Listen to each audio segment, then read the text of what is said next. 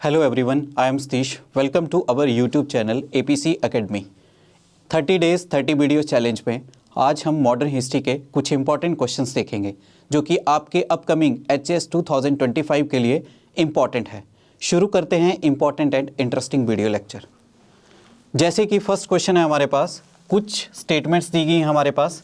इन statements को हम study करेंगे और देखेंगे कि क्वेश्चन में पूछा क्या गया है। तो फर्स्ट स्टेटमेंट क्या है? The founder of Arya Samaj in India was राजा राम मोहन राय। ये फर्स्ट स्टेटमेंट बोली गई है। सेकंड स्टेटमेंट की बात करें, द बुक सत्यार्थ प्रकाश, इसको ऑथर किया था किसके द्वारा? स्वामी दयानंद सरस्वती के द्वारा। अब one by one in statement को स्टडी करते हैं। तो जैसे कि फर्स्ट स्टेटमेंट में बोला गया है कि आर्य समाज के फाउंडर जो हैं भारत में वो राजा राम मोहन राय हैं। बिल्कुल गलत है, क्योंकि राजा राम मोहन राय जो फाउंडर थे वो थे ब्रह्मो समाज के, ना कि आर्य समाज के। ब्रह्मो समाज जिसकी स्थापना 1828 में की गई थी, उसके संस्थापक थे राजा राम मोहन राय।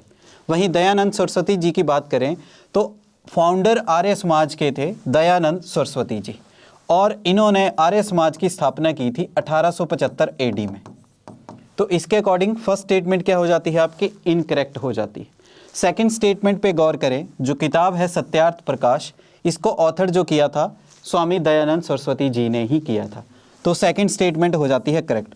इस बुक को ऑथर किया था इन्होंने 1875 AD में। बात करें स्वामी दयानंद सरस्वती जी की, तो ये पहले भारतीय हैं जिन्होंने 1876 में स्वराज की मांग की थी, और इन्होंने एक नारा दिया था, इंडिया फॉर इंडियंस, भारत जो है वो भारतीयों के लिए है। वहीं भारत के पहले उपराष्ट्रपति और दूसरे राष्ट्रपति डॉक्टर S राधाकृष्णन जी ने इन्हें बोला था मेकर ऑफ मॉडर्न इंडिया। तो इसके अकॉर्डिंग अब क्वेश्चन में देखें, इनमें से कौन सी स्टेटमेंट क्या है? करेक्ट। तो करेक्ट जो है वो सेकंड स्टेटमेंट है और फर्स्ट जो है इनकरेक्ट। तो B is the correct answer. Next question देखते हैं। आगे क्वेश्चन दिया है हमारे पास, कुछ स्टेटमेंट्स है हमारे पास। इन स्टेटमेंट को स्टडी करना है और देखना है कि क्वेश्चन में क्या पूछा गया है।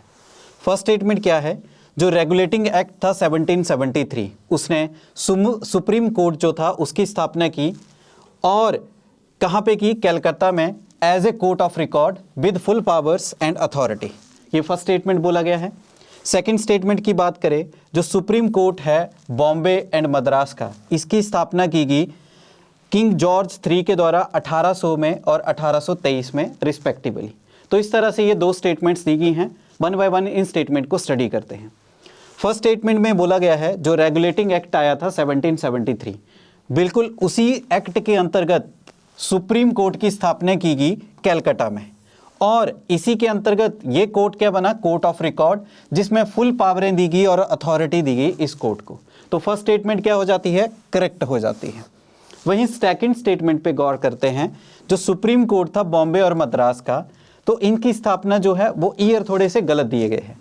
बॉम्बे बना है 1823 में और मद्रास बना है 1800 में, पर यहाँ पे ईयर्स को आगे पीछे करके लिखा गया है। इसके अकॉर्डिंग सेकंड स्टेटमेंट क्या हो जाती है? इनकरेक्ट। 1773 में पहला सुप्रीम कोर्ट बना, उसके बाद 1800 में मद्रास सुप्रीम कोर्ट बनाया गया और 1823 में Bombay supreme court.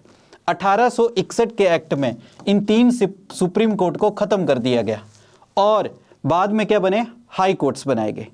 Federal court of India बनाया गया 1935 के एक्ट में। बाद में 1947 में ही वो फेडरल कोर्ट ऑफ इंडिया क्या बना? सुप्रीम कोर्ट ऑफ इंडिया बना, जो आज की डेट में सुप्रीम कोर्ट है भारत का, जो कि लोकेटेड है कहाँ पे? नई दिल्ली में।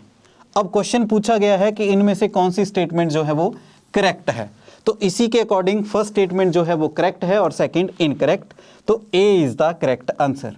तो फर्स्ट ऑप्शन आ जाएगा करेक्ट और सेकंड हो जाएगा इनकरेक्ट। तो इस तरह से इस वीडियो लेक्चर में हमने डिस्कस किए मॉडर्न हिस्ट्री के इंपॉर्टेंट क्वेश्चंस, जो कि आपके प्रीवियस ईयर पेपर्स में भी देखे गए हैं, और वेरी हेल्पफुल हैं ये आपके अपकमिंग HS एग्जाम 2025 के लिए। अगर आप लोग भी HS की तैयारी डीप लेवल पे करना चाहते हैं, जुड़िए हमारे प्लेटफॉर्म APC एकेडमी के साथ। बहुत ही जल्द 16 जनवरी से हम HS 2025 के लिए बैच स्टार्ट करने जा रहे हैं।